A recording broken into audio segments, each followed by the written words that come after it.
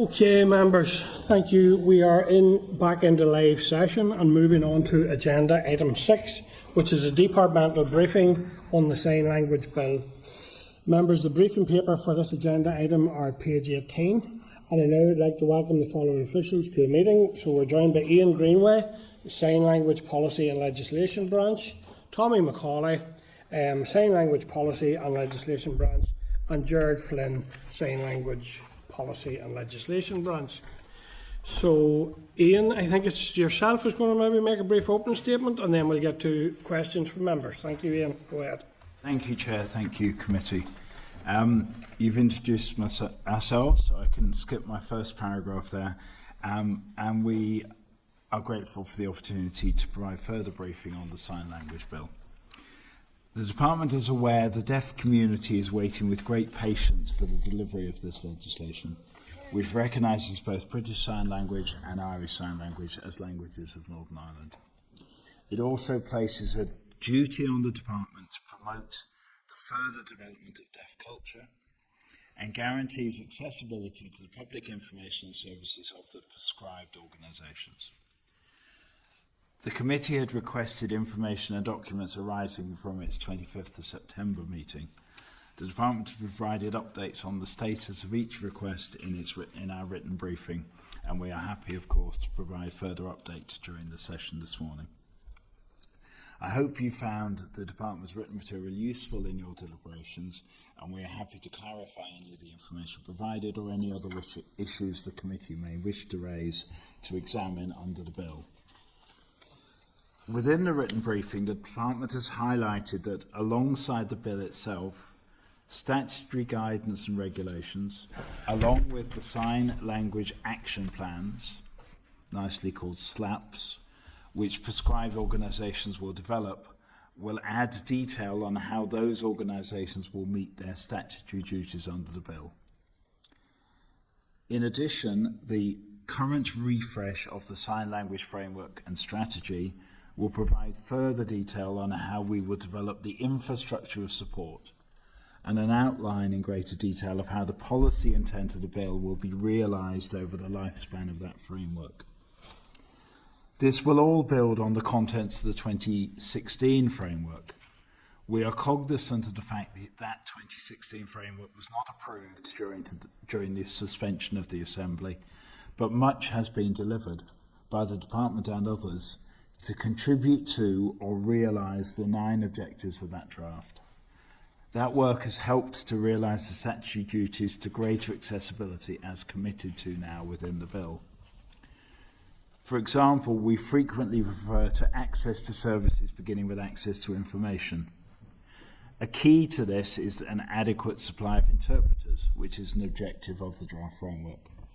Within the past couple of months, the Department's funding for Foyle Deaf Association has realised the qualification and registration of 4 BSL interpreters and 1 trainee BSL interpreter, and 3 ISL interpreters and 1 trainee ISL interpreter.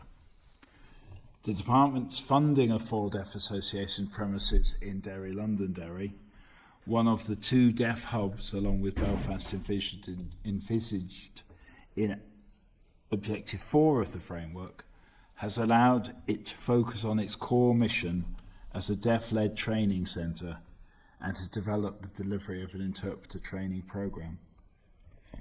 Linked to this objective, and the objective to develop the Northern Ireland Sign Language academic and research base within our universities, students have commenced the second year of a 2-year MA in Sign Language Interpreting and Translation at Queen's University Belfast.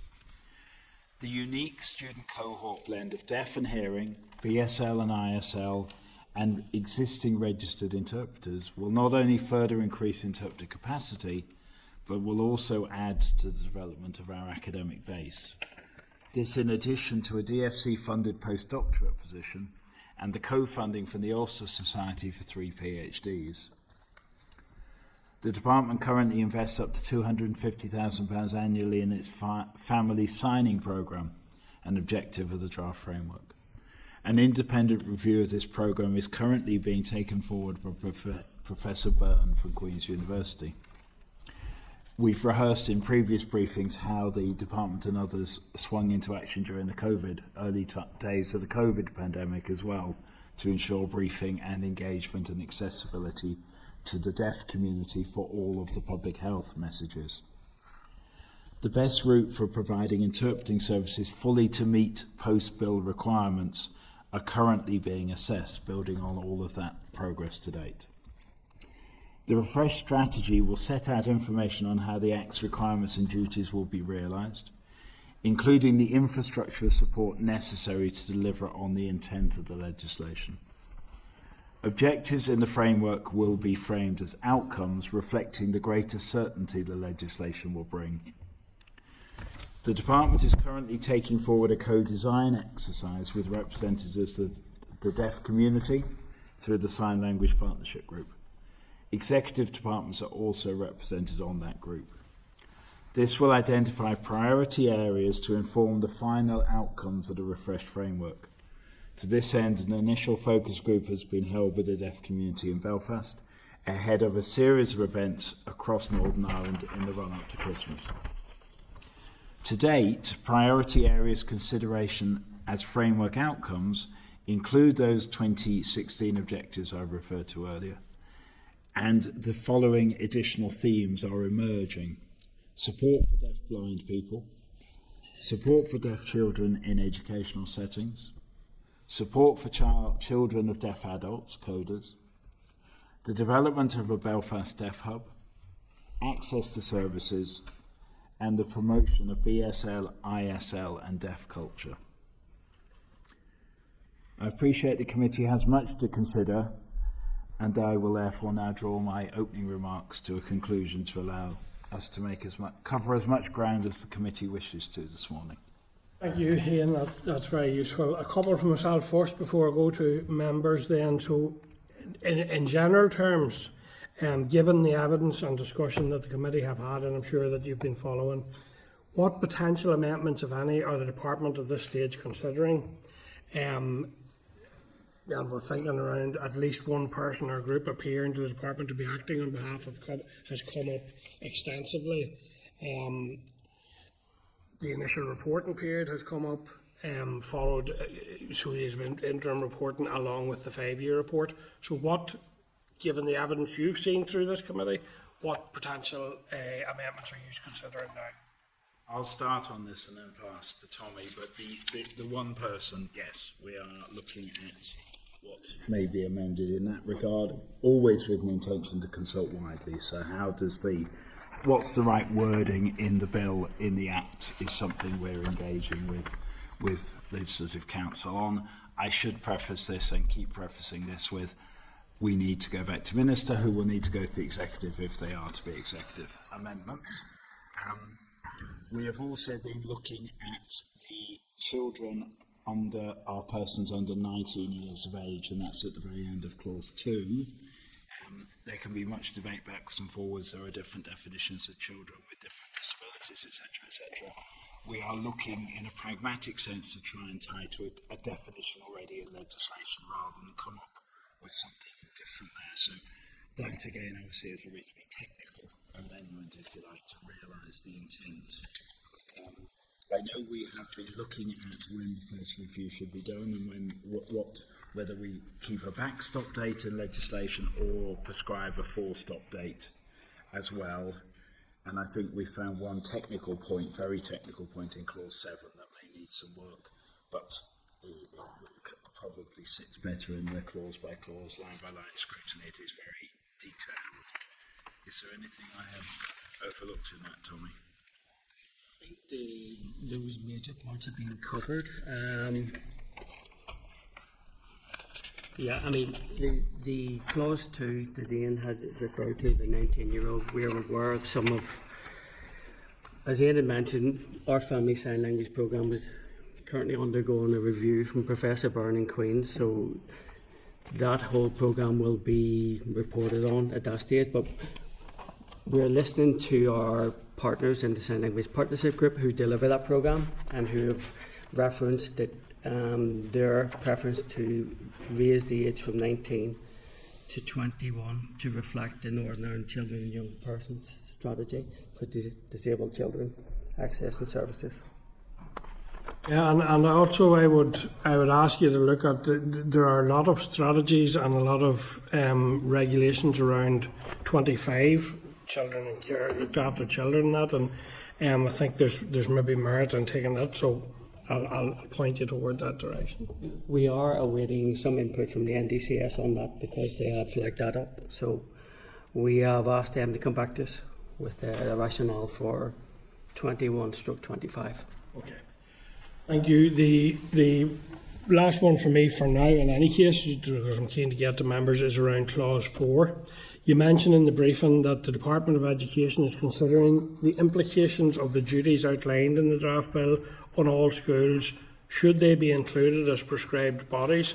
And you yourself have mentioned, and it has been repeatedly mentioned here, around the potential for schools and the need for schools, the need for children not to feel isolated in schools, to have the support, the potential of schools to really be a game changer here in relation to awareness and all of that. So my question would be, their framing is should they not be prescribed, but the Education Authority being prescribed organisation, does that not indicate that the Department for Education should absolutely be a prescribed organisation? And is it possible schools might not need, if they're not prescribed, that they may not need to follow guidance, and they're so critical to it all? So can you outline the implications if they're not included in the list? And would schools therefore not be required to provide interpreters and other support for deaf children? I'm going to come to Gerard in a moment because he's sitting forward expectingly. I can see out of the corner of my eye.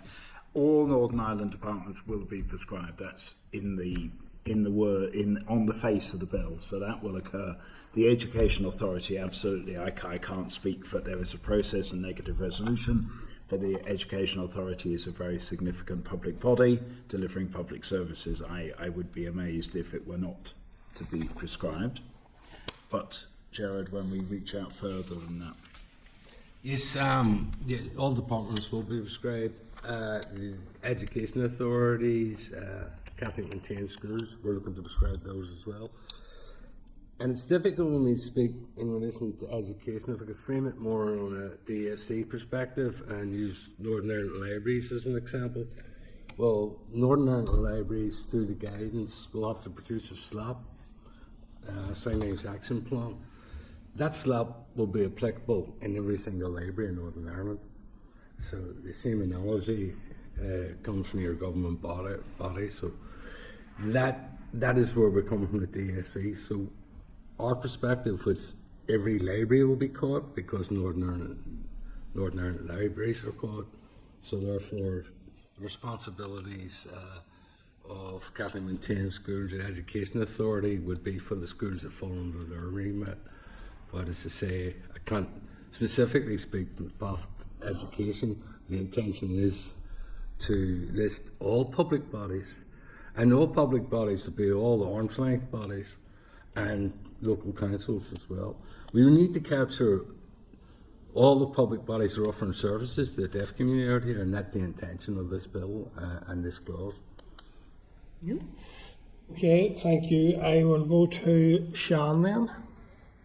Okay, thank you very much, gentlemen, for coming in today. So there's a couple of things that I have. So clause 3 2b, it is nothing in this section implies that prescribed organisations are prevented from taking into account matters of affordability to them, as well as taking into account wider factors influencing them.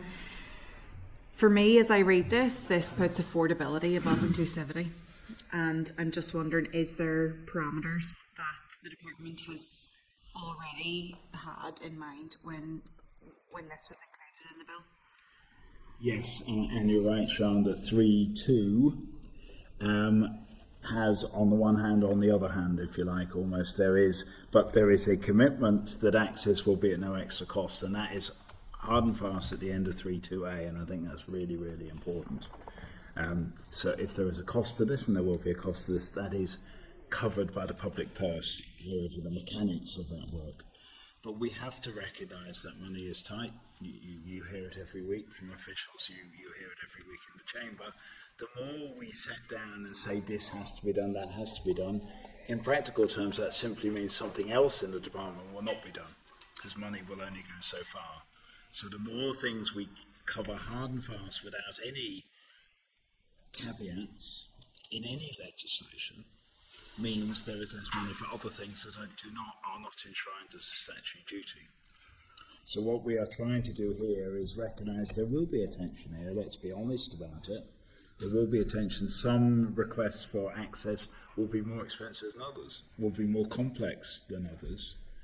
We are trying to work through, and then the best practice guidance underneath this will help public bodies to act in a coherent, consistent way that is aligned with the intent of the legislation.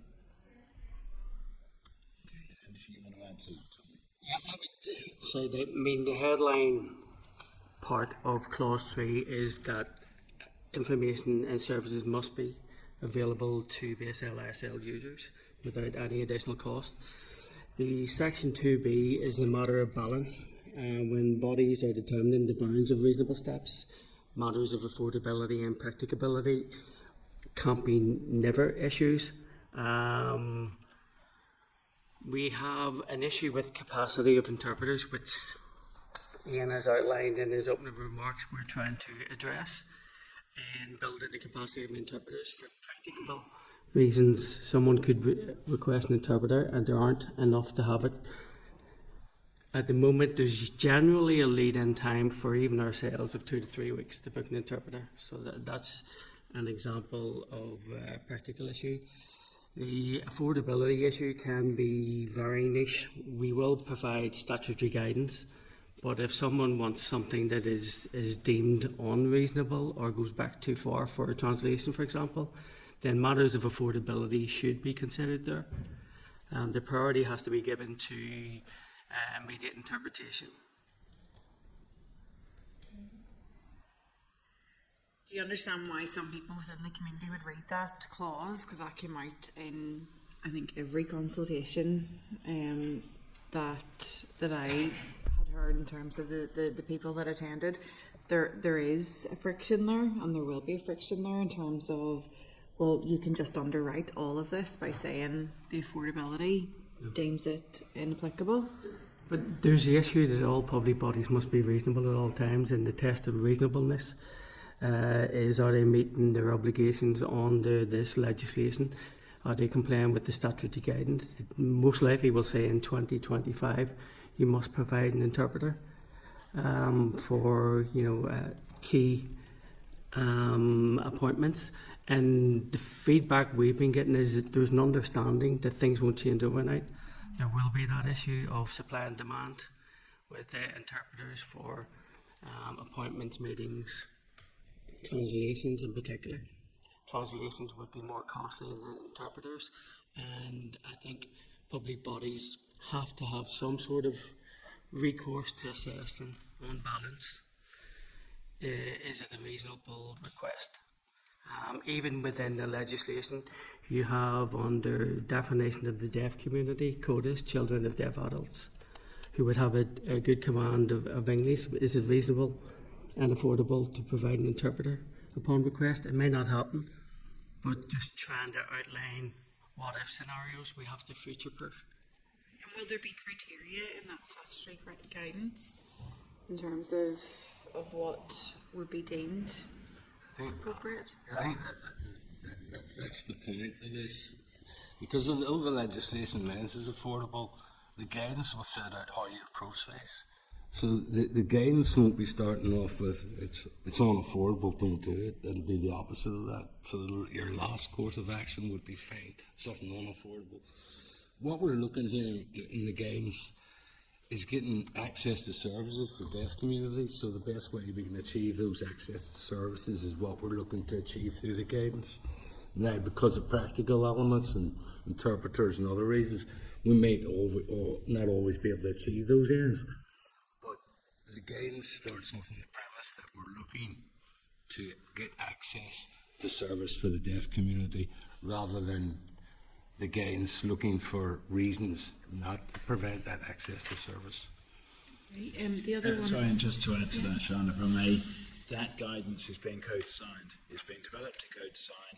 Actually, the pen at this stage is being held by the British Deaf Association rather than the department. So that is very much trying to work through what are the issues that will arise, can be foreseen to arise in daily life for a health trust or a GP or a school, whatever their prescribed organisations may be, and the person in the deaf community. So the more we can foresee and embed in that guidance, the better. And the co-design process is proving a very rich seam from which to mine that. The other just point I had. Just before you move on, some follow up to that, John. So when are we going to see the guidance, and will that be before we conclude our considerations? Because we don't want to be in a situation where we're buying a pig in a poke around the guidance that you're providing some reassurance, but we'd like to see those in relation to. Yes. So when are we going to actually have sight of? In your written briefing, it talks about 4 to 6 weeks' time from today. So what's that, the end of November? 4 to 6 weeks from now. So that I'm trying to find the paragraph there, but it best practice guidance. We expect to be within the next 4 to 6 weeks. Paragraph 10 of the written briefing. The best practice is being circulated around the Sign Language Partnership Group for them to consider, add, revise, add to it. And when you consider that is a forum of departments, yes, but also representatives of the deaf community, we expect it to be quite robust. Okay, sorry, Sean, I interrupted you there. You're okay. So the other thing I had was just clause 4.4, the define public character. What does that mean? Right, yes, and I know this has caused concern. The purpose of 4.4 is to capture those public bodies that aren't being captured under clause 4.1, basically, that carry out some functions and not set up as an ALB or other ones. At the minute, there's no obvious ones to us. We're still looking at those, but they're not the priority. They're basically that is to catch something that we've missed, who's serving as a public body, rather than throwing a net out to catch everybody. It's looking at here's an area that we've missed. It's providing a public service and they're carrying out the functions. Then, and in those situations, we'll go on to list those. So we haven't identified any at the minute, but they're there to future-proof to bring in any areas that have been missed in relation to services to the deaf community. One that has been identified in evidence to this committee is care homes. Is a very classic case in point. It's something we would have to take on board. It is a very public sector. We would have to take legal advice in respect to where they would sit into the functions of public, but it's certainly something we would consider. But again, the care homes, it depends what department they fall under as well, and how they fall into their slot and in that process. So who's responsible for the care homes? I don't know off the top of my head. But if we go back to the Northern Ireland Libraries example, libraries then are responsible for each library, and from there they will bring their signings plans straight through to the street level of the libraries. And Tommy and Gerard were with First Legislators for Council, and this was one of the things they talked about yesterday, Tommy. And really, for the purposes of this, an organisation has to be wholly in. We can't list part of an organisation that has a public function. Previously, we've had questions from the committee about, for example, we've discussed some healthcare provisions, elective surgery in private institutions like Kingsbridge or Bupa. They are clearly not providing a public function for 100% of what they do. Now, if the nursing home is providing solely, if it's solely publicly funded, that's an area we would have to consider. If it's a blend, you're putting a regulatory impact on a private institution, which is not the intent of this legislation. However, they're private institution operating in what is a statutory requirement service in terms of delivering that care. You can see how communication and issues like this would be very important. So this is where I think we need to ensure that feeds through. That's a really helpful example, Chair, because some of that care is funded publicly, some of that is funded privately. It's a really good example, and it's self-evident that there will be more than the average number of people who will need help with signing and so on. So we will absolutely take that away. One example that had been mentioned in earlier discussions was in Scotland there's a prison that's run by a private company. And that activity is of a public character. I'm not saying we're going to have Pam's looking worriedly at me. I'm not saying we're going to have a private prison here tomorrow, but that would be an example of something that would drive straight in there. Care homes, you've raised a clearly complex area. We will take that away and be ready by the time you come to the line by line with that point. To me, all of those services mentioned should be provided by the state, to be quite honest with you, and therefore such is their importance that I don't think there should be a technical or a technicality way for them, if they're operating in that privileged kind of area, delivering those services. Okay, they're profiting from it, and that's one matter. There's a very key requirement on us to ensure that people get the services in those key. These aren't services people can do without. We will take that point away before and be ready for the line by line, probably to allow committee to cover everything it wishes this morning. Perhaps that's one we'll take away. If committee thinks of any other examples, please share them with us. Okay, Sean, you're okay at that? No, it's good. I'm coming to Morris then on Zoom. Morris, go ahead, please. Thanks very much, Chair. Really, it's not really a question, but some matters of clarification.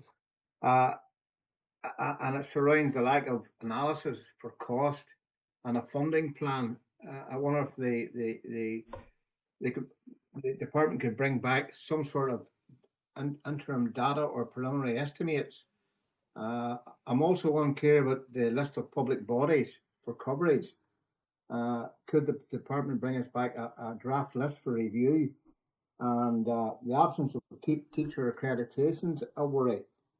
Is there a clear timeline and options available that maybe they could bring back to the committee to discuss? And finally, the co-design one, the potential gaps in representation. Could they bring back detail on the membership of the sign language group and who was consulted? Just a list of stuff that we would need to know before we can make an informed decision. We're happy to provide. The line isn't brilliant here, but I'm sure the clerk will write down those specific questions. I think we have provided membership of the Sign Language Partnership Group previously, and all of this co-design is being evolved, as I mentioned in opening remarks. There are public engagement forums as well. It isn't simply a closed room of the group or committee. The team here and with others like the British Deaf Association have extremely good reach out into the sector and are doing all they can to use that reach, because it's not in our interest as a department not to get this right as we possibly can. So except we're all human. If I go back to the start of Morris's list, and please keep me right, Morris, I think the first was about the costs of the translation services, the signing services. Is that correct? Yeah, but some guideline doesn't actually going to cost down the line. There's no initial cost at the minute, but there will be a cost down the line for a whole plethora of stuff. And I want to preface this by saying that under the clause, when I was talking with Sean at 3.2a, that cost will be borne by the public purse. Of course, the public purse is not bottomless. It will have to fight its corner with everything else in that process. What we do know at the moment is that the health system, now run within the Department of Health, because it was in the Health and Social Care Board that was brought back into the Department of Health, that is of the order of £1 million a year, the cost of the services that provides. In excess of £1 million per year. That's for online, face-to-face, note-taking, lip, speaking. And we know that the central government service, procured through construction and procurement delivery, as a lot within the overall interpreting services, is around about £500,000 in the year in the last 12 months. So we know, as a starting point, around about £1.5 to £2 million. We also know that not all needs are being brought forward, and this bill will surface additional needs, because this is about recognising the shortcomings that exist in the system. So we have, as a rule of thumb, and I apologise that we're not able to be more scientific than this, Maurice, we have doubled the current number as a sense of a scale of what we might be working with. And to achieve that, we need the public funding to fund the contracts that will need to be in place to do this. And we need the interpreters, because there's no good having contracts if there are not enough interpreters to go around. Hence, the number of students going through Queen's, going through the Full Deaf Association, etc. Because we cannot magic these people up, and it takes time for them to come up to standard and be available. So we have been working strongly on the capacity. We have, as a rule of thumb, been saying we're looking at around doubling. Can't guarantee that, and I would defy anybody really with any degree of certainty in detail to say what this number will look like. And we know there are certain things that will be needed almost in real time in A&E or wherever it may be. Other things may be able to be flexed a little bit in time. We may not need to be in the moment. So we will have to work with those things, and our contractors and our signers will have to work with those things that sometimes, let's be honest, if there's an urgent need in A&E and the signer has to go there rather than dealing with something that is less in the minute, that's life in it for the deaf or the non-deaf. So hopefully that gives you some reassurance, Maurice, A, that we have been thinking about these numbers, and B, we are thinking how these pipes are constructed. We are thinking, does the health system contract expand to cover all prescribed bodies? Do we continue with the central government contract and the health contract? How do we get best practice moving between those? They're all going to be drawing on the same pool of interpreters. So my instinct is we have a single contract, because that actually helps balance where the power sits in the system. But we need to look at what is most practical. Okay, thank you. I actually just wanted to pick up a new point you'd mentioned. Sorry, Maurice, go ahead there, Maurice, again. I think it's important, because as a scrutiny committee, we need to have all the information before we can go forward, and it's vital to get this right. It's vital to get it right. Thank you. I fully agree, Maurice. And there may be a number of questions, including those questions, Maurice, and a few that we don't get to today that we'll put into you. What I would say, though, Chair, is this is primary legislation. This is enabling, as all primary legislation is. There will be much scrutiny around statutory rules and best practice statutory guidance that come underneath this, and indeed what the costs will be as budget scrutiny goes on.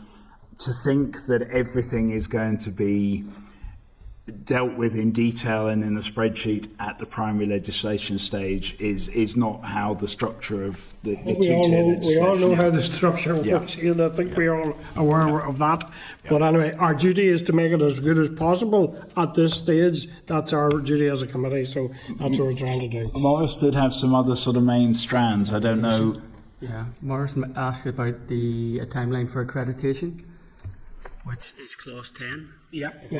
Pick up on that one. Yep. There's two parts of this. The accreditation of teachers, for clarity, that means teachers of British Sign Language and Irish Sign Language, not teaching in mainstream education.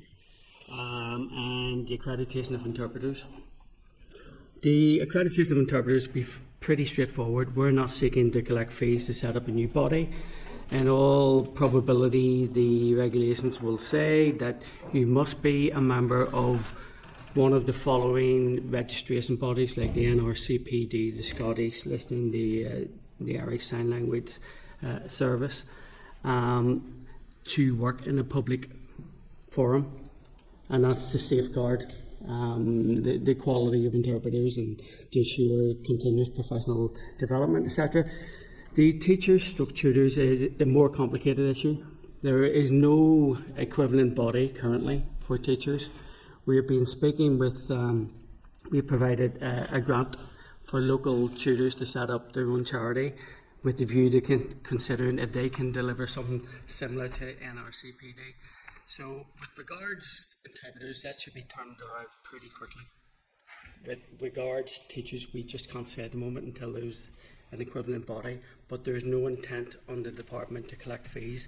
However, it is in the primary to future-proof in case something can't be done with the teaching body. Are you confident, and thank you for that, because that does address what was going to be another question of mine.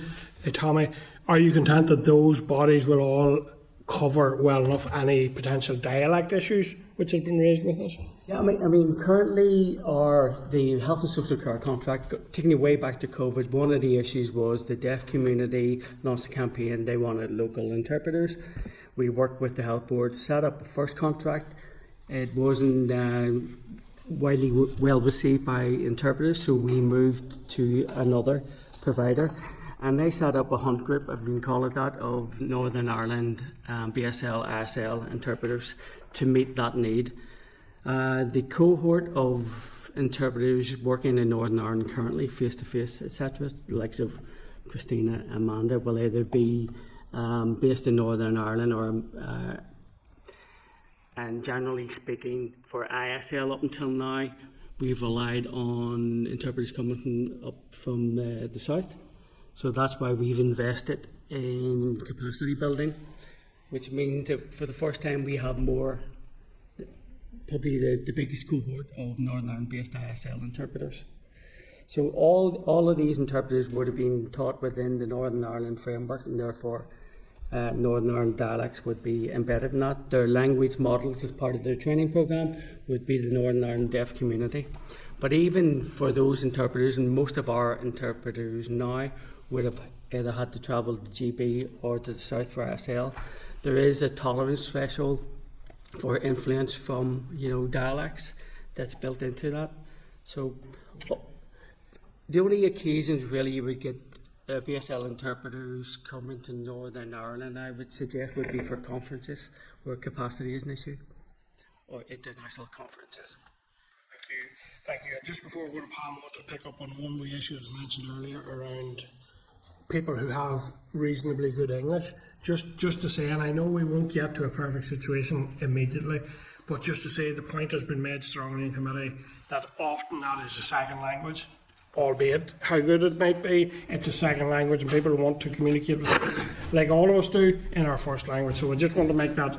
Just on that, that's why in clause 3 it refers to convenient, because you'll be aware of Ellie May who was very articulate and vocalised her issues, had a cochlear implant, but is more comfortable after a while signing.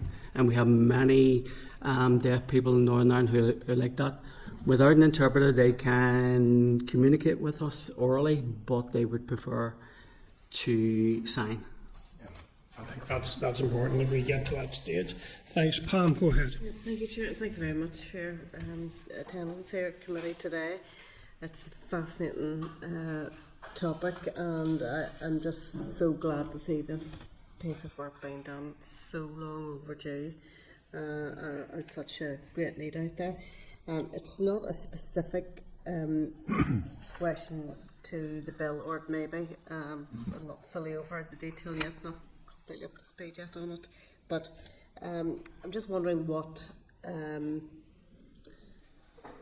attention has been given to geographical areas with higher concentration of deaf community, and how has that impacted on the drafting of the bill, or has it? I mean, clearly we want these provisions, want the best piece of legislation we could possibly have. We want provision to be as far wide-reaching as physically possible, but clearly there are areas that may well have higher concentration of deaf community. So has that come into play at all in the drafting? Certainly we are anxious to make sure that deaf people, wherever they are, get the service they need, subject to all of the pieces in the bill and everything else. And that rural proofing, inequality, impact assessment and all of that will have fed into those processes. where the interpreters live, etc., etc. There will be the practical points. More and more, much of this can be done and is being done online with a pop-up on the screen and everything. So geography becomes a little less intensive, but there will certainly be occasions when you need all to be in the same physical space to get it absolutely right. Do we have anything in particular? Yes, I mean, that is, I suppose, with the best will in the world, we can invest in building capacity of interpreters. We can't necessarily direct where they're going to live and where they will work, because they're largely freelance. If they're under contract for example, the health and social care contract, and they work for them, then there's maybe more direction that can happen there. And you look back at the Scottish legislation, and they had a similar issue with the islands. And one of their landscape reviews, I think it was Edinburgh University, maybe they carried that out. They looked at trying to incentivise interpreters to travel to the islands because they were aware there was a gap there. Now, what we know from working with Foil Deaf Association in the Northwest and Hands of Talk is they cover a large area that would expand into the southwest, Fermanagh, parts of Tyrone, because of gaps there. So it is something we're going to have to look at. We have been considering what we can do, but the issue we have is that you're working with the freelance cohort and we can't direct them to travel.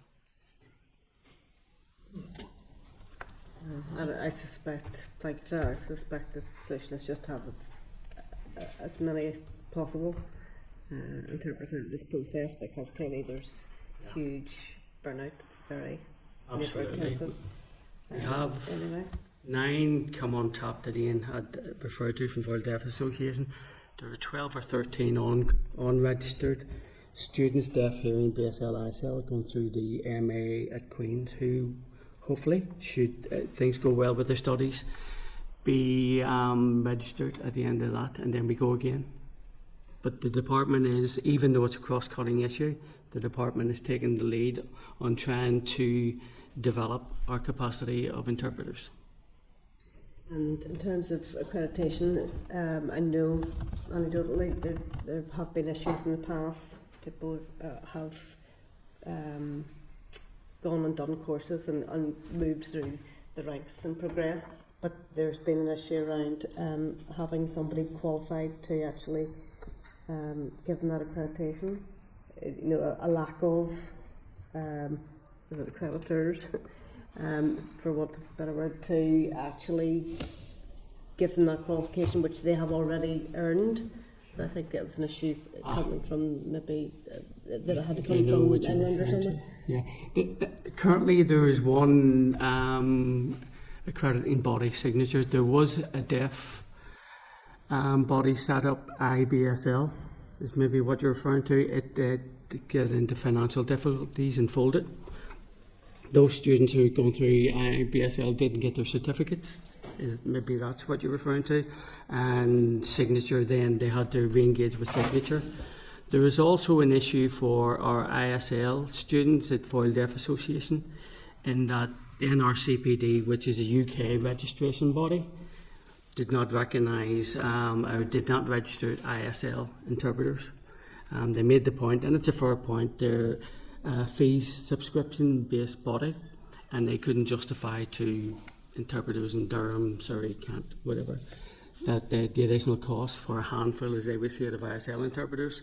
So the department stepped in and funded the translation of their portal, and now they register ISL interpreters. Likewise with Queen's, we were waiting on the mapping environment being settled with Queen's with NRCPD, and we got confirmation this week that has been settled. So those students going through Queen's will be able to register with NRCPD. Foil Deaf Association and any other ISL interpreters will be able to register with NRCPD. And those students who went through IBSL are registering through Signature if they pass their qualifications, of course, their tests. I hope that answers your question. I think so. Yeah. Thank you for the good work that's going on. Thank you. I appreciate it. Well, just to confirm, Tommy, you are using the Register of Irish Sign Language Interpreters for ISL, isn't that right? That is our intention, and also it means that ISL students who qualify will be able to register in the South and with the NRCPD. Can I ask then, and this is in relation to clause 4, can you explain why it's important that some of them are done by affirmative resolution of public functions, however the public bodies will be by negative resolution? Why is that? What's there a difference there? I will preface comments by saying the affirmative negative is something we are looking at through the bill and making sure it's consistent with itself and with First Legislative Council it's consistent with other approaches in other pieces of legislation.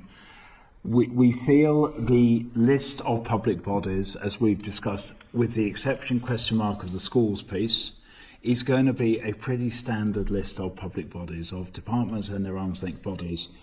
Every time a new body is created or a body changes its name or bodies merge, to think that for this particular list we need to come to affirmative resolution, to us appears disproportionate. The issue of bodies of a public character, which we have agreed to take away further, we can see where there may be, it's not as clear cut. Whether that takes us towards affirmative rather than negative, and therefore splitting out of those two things, is something we are open to debate. But I think, as you heard from your previous discussion, Chair, we need to go away and look at that a little bit more around care homes and some examples. But we do feel, if I can go off piste a moment, I do think somewhere in the legislative catalogue there should be a list of all public bodies that is maintained somehow centrally and everything else refers to. So we're not, every time a new commissioner is appointed or this is created or something changes its name, everybody is scrabbling around by negative resolution to change their list of prescribed bodies. And we had, in a very early draft of this, had the NIPSO Act 2016 and Public Service Ombudsman's Act, which lists a lot of public bodies. And that has been used by a number of other pieces of legislation, but for reasons to do with the complaints process, does not include Translink or NI Water, because they have other mechanisms for complaints. So we lost organisations out of that. So we're having to start from scratch here, which doesn't seem a particularly efficient way of doing this when we're going to list Education Authority and libraries, NI and national museums. We could all write the list. So that's a little bit off piste, but I make that point generally. The list is essentially about providing access to public services, the same public bodies that we as hearing people access, so it's not contentious in our view. There'll be nothing underhand, it'll just be deaf people accessing those public services as referenced in clause 3 without cost or inconvenience. I'm still, so I get that in principle, but I'm still not clear why some of them are deemed better affirmative and some negative. Originally, we intended, we could have just put in the primary that we capture all public bodies under 1F, the Interpretation Act. I mean, we could have put that. We actually put in the negative around the public bodies to give the committee scrutiny. I know it is a negative process, but it's still scrutiny. So that's why we're listing them, basically, so the committee can scrutinise them, other than putting them directly into the legislation. So there is that scrutiny. The reason why we would a negative particular to this one is because it is really public bodies. They are what they are. The public bodies, they're non-controversial. We can all list them and all name them. I mean, the only objection to going on that list would be for that public body to say we're not a public body, you know. So I mean, basically, the names that we've mentioned, you know, there wouldn't be any of them which wouldn't describe themselves as public bodies. So they'd be on the list. The other reason for the negative is because we can make them regulations really quickly, and with the guidance, we need to consult with all the prescribed organisations before we publish the guidance. Now, that means if we do it through negative, a couple of days after royal assent, we can have those regulations made through the negative procedure and then go out and consult directly with those public bodies who have been listed. as prescribed organisations. So that gives us ability to kick straight in. If we put that through the affirmative process, then we'd have to come through the committee, the SL1 process, then make the regulations. So you may be 2 or 3 months down the line, and then we could go out and consult. So we can't consult until we list these public bodies as prescribed organisations. We can't consult on the guidance, and the guidance is the main factor of this bill. You know, this is what's going to make this bill work, the guidance. Yes. So that is the rationale for going for the negative. It's non-controversial. We can do it quickly, and then therefore we can act quickly and get the consultation out to all these prescribed bodies.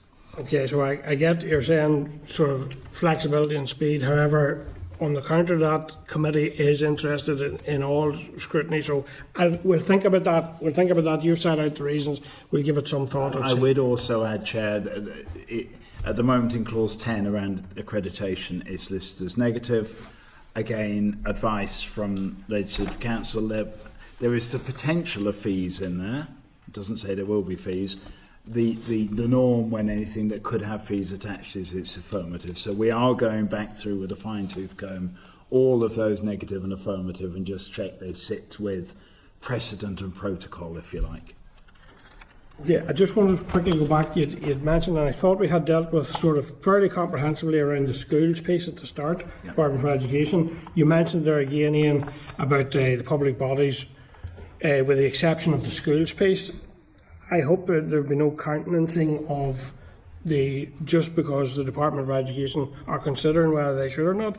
Would your department consider allowing them off the hook in any sense in this? Sorry, I was saying everything is straightforward except we're still discussing schools. Sorry, it wasn't to say they're out. But are you discussing them and as to whether they're in or out as a prescribed organisation? I think for some of the schools who may be not run through the Education Authority directly, there are genuine questions where we need to take into account the views of the Department of Education, because that is just as somebody was going to come and do something in the housing space, the Department for Communities would feel it a bit askance if the Department of Education went off and regulated for something in the housing space. We need to give them their place. We know we need to bring this to a conclusion sooner rather than later as well. And we do recognise we have heard loud and clear the views of the committee and indeed witnesses in front of you about the particular challenges within the school setting. Okay. Any other questions, members? Okay, so we're going to be meeting again, clearly, as we work our way through this process, but I do appreciate the briefing you've sent us and your attendance here today and addressing those questions on members' behalf, and we'll take those away and consider are there further questions or other issues we want to raise with you. But thank you for that, Ian, Tommy and Gerard. Thank you very much, committee. Thank you. Okay, members, can you just check then if there's anything arising from that members want to flag up as a potential action point? Clerk, was there anything in relation to, so there was some of Morris's questions were touched upon but maybe need to be followed up on, and there are some of the questions maybe here that we didn't get to. Maybe we'll put those in to the department. Yep, I'm happy to look at those.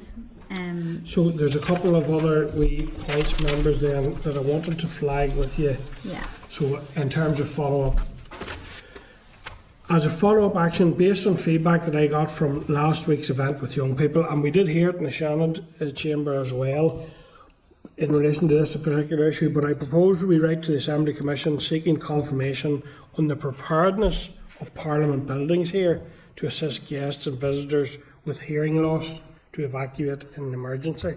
This was raised by one of the young people last week who said, if I'm in a bathroom somewhere and the fire alarm goes off, so I'm saying that we should be moving as a building, as an assembly and institution here to ensure that we're ahead of the game and that people here are safe. All people are safe. So members agreed with that. Andy, go ahead. Can I just declare an interest as an Assembly Commission member, please? Yep, thank you, Andy. The other thing that members received legal advice from ESR in relation to delegated powers set out in the bill, but I don't think we've asked for legal advice in relation to any human rights implications associated with the bill. Given the interest we have heard from in recent weeks, are you content that we seek legal advice in relation to any human rights implications within this bill? Members content? Thank you. Any other follow-up actions then? Either clerk or members, was that you picked up at clerk? Members content otherwise? Okay. Before we go on, I just have something to add from the previous session, just in terms of the minister. Is it okay to bring that up now? Just Yeah, go ahead. Just it has come to my attention that there's a Belfast Telegraph article around that issue that I brought up about bands funding. It's a quote from the Arts Council that says, "It is not the role of the Arts Council of Northern Ireland to determine whether an eligible band can or cannot attend a parade deemed legal by the Parades Commission, for example, the Brian Robinson Memorial Parade. The Arts Council does not have a role to further investigate or designate whether to fund a band beyond the eligible applications received."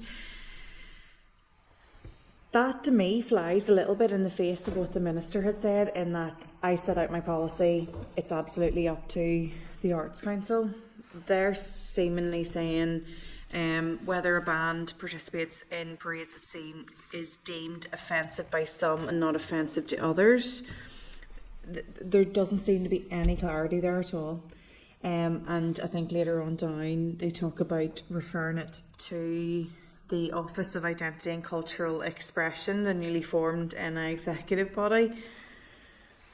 I mean, if the minister is saying that it's up to the Arts Council is saying it's not up to us, referred to this new Office of Identity and Cultural Expression. I just think that there's something there that we just need to get to the bottom of in terms of that scrutiny. At the end of the day, the minister was very clear, and I was really grateful for how clear he was in terms of, if you're marching under and any symbology related to paramilitarism or terrorism is not acceptable in this day and age. I think he was really clear on that.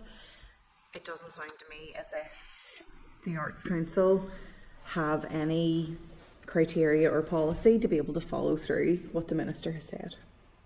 What are you suggesting? Can we write potentially? I know that we have done before, but I think that we need to follow up with the Arts Council in terms of where they find their guidance from, but then also refer back to the department and actually say, when you said that it's up to the Arts Council have actually said in this article that it's not within their gift. We had said that earlier stage and we would see what they were saying and potentially look at getting them in. Do you think that would be useful? I think it would. I just think there needs to be a wee bit of clarity here, especially given that the minister's been so clear. Members content? Go ahead, Bob. Yeah, Chair, just to declare interest of the family member as a member of the Arts Council, but also to say quite content with the proposal that to write to both Arts Council and the Department for clarity.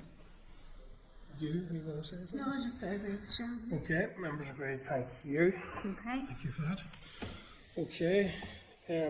Okay, members, so we now need our interpreters to finish up in the green room. So we'll take another quick, but given we are finished. Yeah. 1 minute, it's just a pause rather than a We'll take a quick pause then, just to allow the interpreters to finish up, and we'll come back into broadcasting in a minute or two.